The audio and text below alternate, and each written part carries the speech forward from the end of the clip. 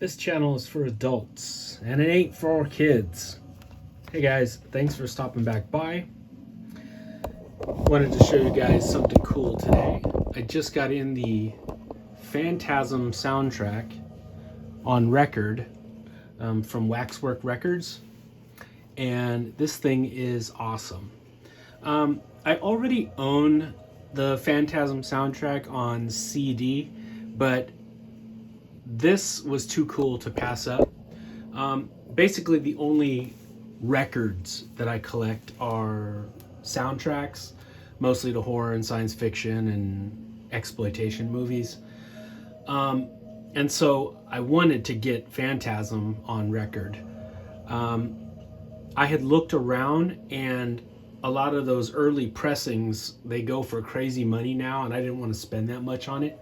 So when Waxwork Records announced they were going to put this out, I was fucking overjoyed.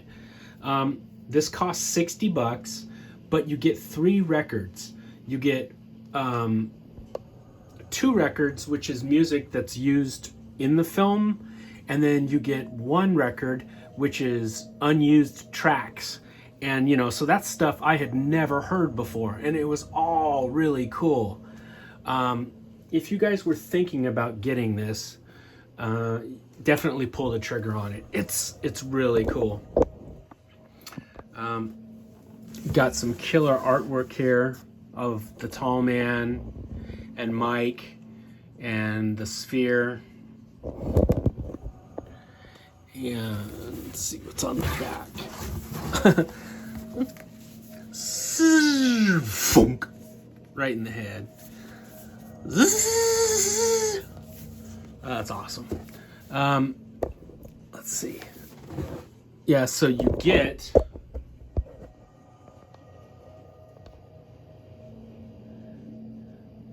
these are all tracks used in the film, but then you also get all of this unused music. And then the 3rd record is original motion picture score album.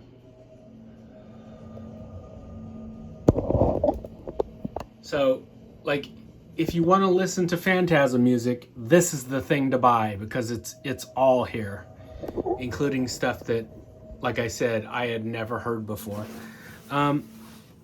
Once again, Waxwork Records outdoes themselves with their artwork.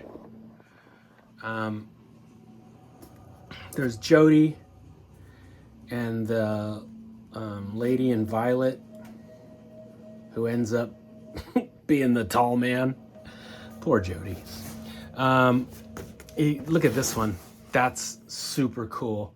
You've got the tall man lifting the coffin all by himself, the wrecked hearse, the little thing they transport the dwarf monsters in, the sphere, Mike.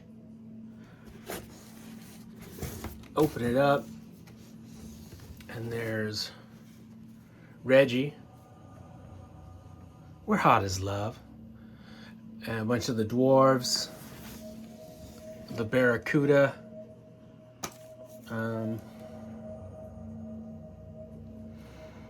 Yeah, just killer artwork. And let me show you the artwork on the actual records. So you get this cool thing, which is written by Don Coscarelli. I'm not gonna ruin it for you. It's a fun little read. He talks about how they discovered all this sort of hidden bounty of music. Apparently all this stuff was stored at some warehouse in Hollywood, and the facility is finally closing down. So Coscarelli found himself going through all this old material, and he came across like the master tapes of the soundtrack, and he turned it over to Waxwork Records. They cleaned it up and digitized it and whatnot. They worked their record magic and basically saved it, you know, sort of preserved it and put it on record. So it's just sort of awesome the way it worked out. Okay, so this first one, and the neat thing is it's all cast like in this silver to sort of look like the sphere. Isn't that fucking awesome? So this is the first one, and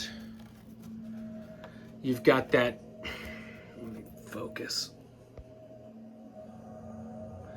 You've got that crazy bug monster that the tall man's finger turns into after Mike cuts it off, you know, and they throw it down the garbage disposal, and then it pops back up and jumps on Reggie. That's awesome. Let's see, next up, let me grab the second one. The second one is, it's easier to do over here. The second one, again, is in that sort of milky silver.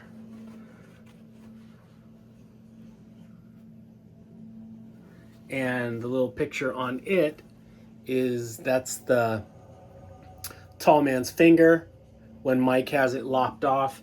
This is before it turns into a bug. But this is when he's keeping it in that small little wooden box and he shows Jody. And it's awesome. His brother, like, you know, instantly believes him.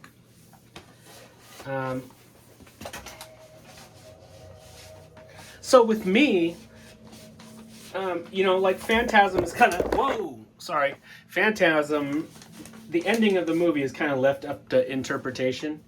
You know, where you're like, oh, was it all just a dream? Did Jody die in a car wreck? Was it all in Mike's head? But then, you know, the tall man shows up at the end and grabs him. I'm of the mind that the entire movie happened, and at the very end, the tall man is fucking with Mike. He puts that, you know, he puts it into Mike's head that, oh, it was all just a dream. Everything's fine. And he goes upstairs to grab his clothes. And that's when the tall man grabs him and pulls him into the mirror. You know, boy! That's, you know, that's what I think. I think the movie really happened. I don't like thinking of it as like it was all a product of Mike's imagination. He was traumatized because Jody died. There's the sphere. So, yeah, I like to think that it all really happened. Nothing is more fucking irritating than it was all a dream. That's like the worst sin to commit in cinema. So yeah, I like to think of it like it all happened, and then at the very end when Mike is sort of sitting there by the fireside with oops, hang on a second. When Reggie and Mike are sitting there on, you know, by the fireplace, I like to think that's the tall man fucking with him. That's the craziness he's putting in his head. Anyway, you guys gotta listen to this. It is really, really good. And if you're a Phantasm freak, you know, a fan, spelled P-H-A-N, if you're a fan of Phantasm, you gotta get this.